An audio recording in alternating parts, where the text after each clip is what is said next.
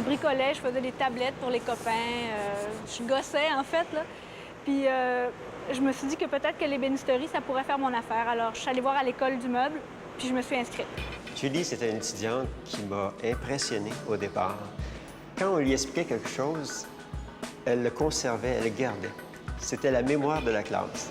Oui, André Desautels, ça a vraiment été la personne au départ qui m'a influencé énormément, mais pas nécessairement dans sa manière de travailler que comme dans son attitude. Dans son attitude envers le travail, d'être efficace, puis de faire les choses le plus parfaitement possible. Julie n'avait pas le désir d'ouvrir sa petite shop sur le bord de la forêt, tout seul. Très clairement, elle me dit, moi, je veux travailler en entreprise. Alors, rapidement, moi, j'ai essayé de lui donner un coup de main pour se placer. Et là, il m'a dit un jour, ouais, j'ai une jeune dame ici là, qui voudrait travailler pendant l'été, pendant les vacances d'été, dans une ébénisterie pour pouvoir apprendre un peu. Moi, je connaissais le propriétaire et je lui dis, je t'envoie une fille, prends-en soin. Et je veux qu'elle revienne à l'école au mois de septembre. C'est un problème qu'on a souvent. Nos étudiants se font prendre par le marché et puis ne reviennent pas à l'école parce qu'il y a une grande demande. Donc...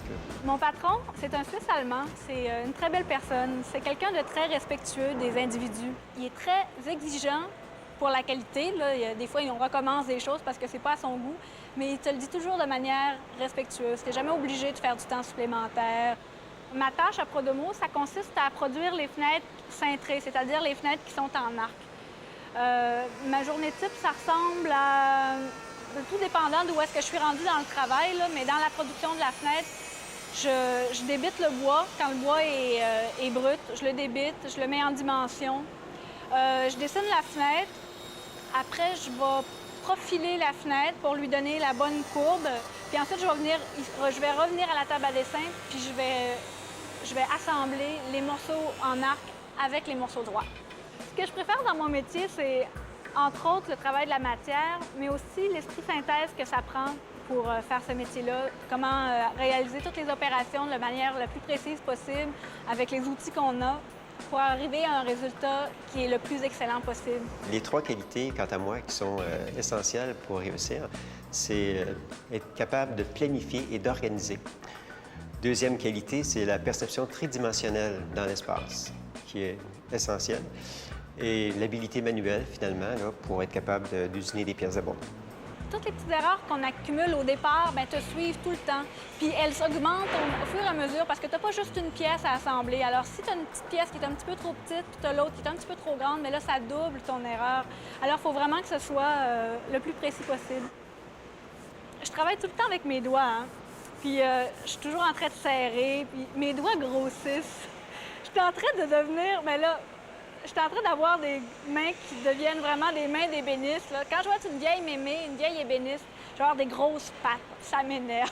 Je pense que c'est plus facile pour une femme qui a une bonne formation de trouver une place là maintenant. Ça me dérange pas de travailler dans un milieu d'hommes, même que j'aime ça. Je trouve qu'il y a de la franche camaraderie, c'est très agréable. Au début, j'avais l'impression qu'il était toujours en train de me regarder travailler. Puis je me disais, c'est parce que je suis une fille. Mais dans le fond, n'importe quel apprenti qui commence, bien, tout le monde est toujours en train de le regarder un peu pour voir s'il fait la bonne affaire parce que c'est comme ça fait partie de l'apprentissage. La formation en ébénisterie ici, c'est un DEC, disons-le, donc c'est le niveau collégial et ça dure 3 ans. Ça se démarque donc du DEP, qui est une formation un peu plus courte, là. On vise vraiment à former des gens qui pensent, c'est-à-dire qui sont capables de planifier et d'organiser une production. Donc, bien sûr, ils font les apprentissages de base sur les machines et beaucoup de dessins assistés par ordinateur. Et les gens qui sont ici peuvent travailler sur le plancher, donc être ébénistes, carrément. Ils peuvent être à un poste de contremaître, donc organiser la production. Et peuvent aussi travailler au niveau du dessin. On a plusieurs étudiants qui se placent en dessin.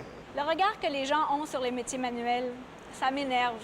Je m'aperçois beaucoup que les gens ils regardent de haut les métiers manuels alors que je fais un métier qui demande beaucoup de précision, beaucoup d'intelligence.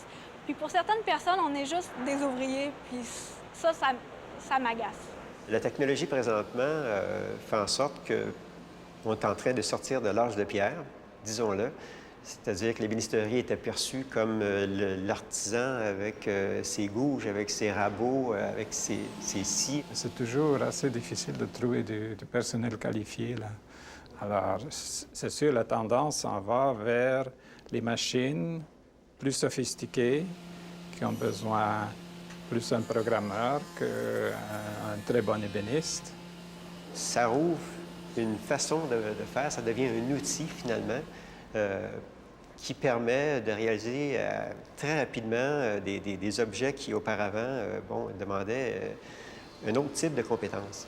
Ça ne remplacera jamais les compétences de base en ébénisterie. Pour être capable de faire fonctionner les machines, il faut connaître comment attaquer le bois, donc être capable de manier les ciseaux à bois, justement, être capable de manier les outils de base pour être capable de programmer la machine. De plus en plus, il y a un engouement pour toutes les choses qui sont en bois. À un moment donné, on a parlé beaucoup de plastique, de mélamine, alors que maintenant, j'ai l'impression qu'on revient encore de plus en plus fort avec du bois.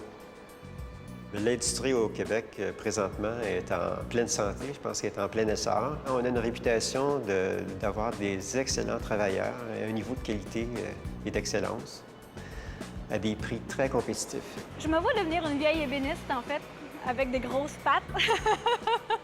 Parce que c'est un métier où je vois pas la fin, où je vais arrêter d'apprendre. Moi, je suis comme ça dans la vie, j'aime apprendre. Quand j'arrête d'apprendre puis que je fais des choses routinières, bien, ça m'intéresse plus. Mais je suis pas capable de voir la fin encore. Fait que probablement que je vais devenir une vieille ébéniste.